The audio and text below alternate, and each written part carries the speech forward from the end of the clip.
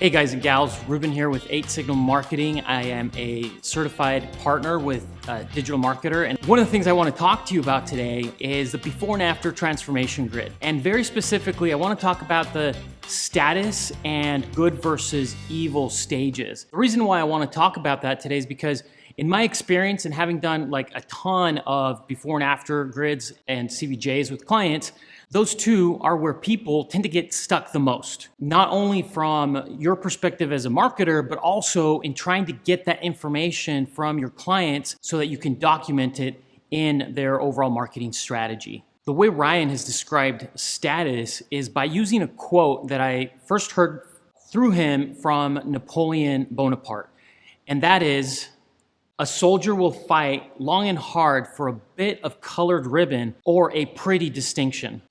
Had I but enough ribbon, I could conquer the world." Now, I did a little bit of digging into that quote, and yes, it does belong to Napoleon Bonaparte, but I also saw a few people commenting about that specific quote that I really felt added a lot of context. And funny enough, this comes from a Redditor by the name of Voctus. I hope I pronounced that correctly, Voctus. I'm sorry if I butchered it. English is my second language. Soldiers don't fight for a bit of ribbon. In fact, that's probably the least interesting thing about any military service ever. It's for family, country, buddies, school, money, or one of 100 other things. At the end of it, it's still not just for the ribbon, but what the ribbon stands for: honor, respect, sacrifice, suffering. So in other words, status. So when you look at your target audience, what status are they trying to achieve? And what are the symbols in their lives that represent that status that they seek? In some industries, it could be Beamers. In another one, it could be fancy homes. In another one, it's the type of vacations that they take. It could be anything at all. What symbols do they have in their lives that project that status that they want to convey to those around them? Now, your target audience's status can be represented and described in several different ways. And you can focus on one of the following. In fact, I would recommend that you only focus on one of the following rather than trying to incorporate too many in your before and after grid. So this includes authority, leadership, position, wealth, fame, popularity, membership, accomplishments, intelligence, social skills, recognition, altruism, and honors. So by focusing in on one of those, it'll help make one of the more difficult pieces of the before and after grid easier to document, not just for yourself, but also for your clients. Now, I know that for the sake of getting it done, sometimes it's better to just skip over status and just finish your before and after there. However, I do want to challenge you to do the extra work to finish this step and the next one. The reason this step is so important is because status is how we organize ourselves in society and in your communities. And so if you're able to tap into that, you're tapping into a big lever that you can pull in reaching and connecting and attracting your target audience. I have two examples that I want to share with you now that come from the work that we do with our clients. Now, we focus on healthcare and nonprofits. If you're in a nonprofit space and you want to reach out to your target audience, you want to understand what their status is. So one example that you can use, and you can borrow this or feel free to just create your own. I would encourage you to do your own because you're going to get so much more value out of it. But one of the ones that we've used for one of our clients is that their donor sees herself as just one other person in the community living an ordinary life without feeling connected to something greater. So she feels distracted and uneasy, sensing that there's something wrong in her life, but just doesn't know quite what it is, doesn't know what to do about it. Again, so that's a status. If you ask the question again, how does she think others perceive her?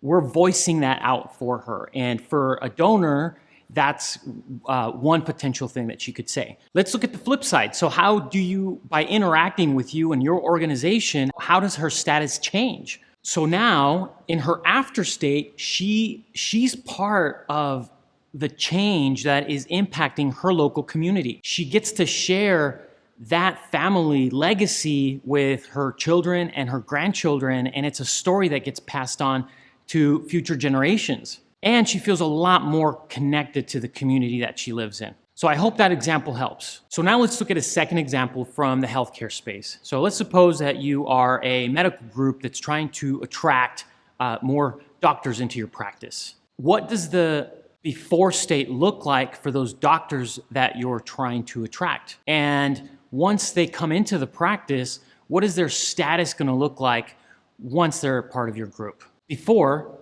she's barely surviving at work, doesn't get to spend as much time with patients, and therefore feels like she's missing something in her practice, which impacts the rest of her life and what her personal life looks like, which is beginning to unravel. In her after state, once she's joined your practice, she's now thriving, she's fulfilled in her career, and she is someone that other doctors look up to, not just in her professionalism, but in how well she manages her work-life balance. The fifth and final step in the before and after transformation grid is good versus evil. Now, if you breezed your way through the status step and it was not at all difficult for you, congratulations, because there's a lot of people that get stuck on that.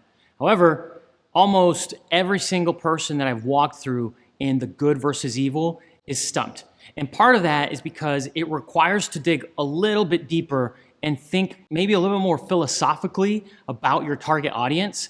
And what I love about this step is that not only does it force you to take yourself out of the equation of your products and your services and what you can do, but it also helps connect to a bigger picture of what's going on in society. And I know it's kind of like lots of like foo-foo words or however you want to call it, but let's dig into that a little bit. Because this step is called good versus evil, let's look at it from a moral perspective. What is a greater evil that's happening in the lives of your target audience that is their enemy? What is a dragon that they want to slay? What is the bigger picture that they see in their society that's broken and have maybe lost hope about being able to fix it? One of the concepts that we use to help clients really determine what their good versus evil is to say, we believe that ABC is evil because of XYZ. And the way to defeat that evil is by doing 1, 2, 3. So continuing with our prior examples of the nonprofit space attracting donors, what is the greater evil that their ideal donor faces in her life? For the donor, the pursuit of happiness becomes a hamster wheel of pursuing bigger goals, bigger checks, and bigger accomplishments. Now, as you hear me state that, can you see how it's a little bit more ambiguous and nebulous and kind of like philosophical? It's okay at that step because those are things that are happening at their core. So not only are we getting inside their head, we're also getting into the core of their heart and what makes them tick at a much deeper level. For the doctor that you're trying to attract to your practice, her before state, what that looks like is she's trapped in a healthcare system that not only takes her, but everyone else in it to exhaustion, and thereby increasing the risk of injury to their patients. In the after state of good versus evil for a doctor is doctors can finally have joy and passion in the work that they do rather than being stuck in a monotonous machine where they're just a small cog. So I just covered a very small part in a much bigger framework that consists of the customer value journey. The reason I focused on that is because it's one of the areas where I've seen people get stuck the most. But if you want to go through the whole thing and you're not already either a member or a certified partner with DigitalMarketer, go to DigitalMarketer.com and find out about the different programs and certifications that you can go through. If you want to connect with me, just visit my website, 8signal.com.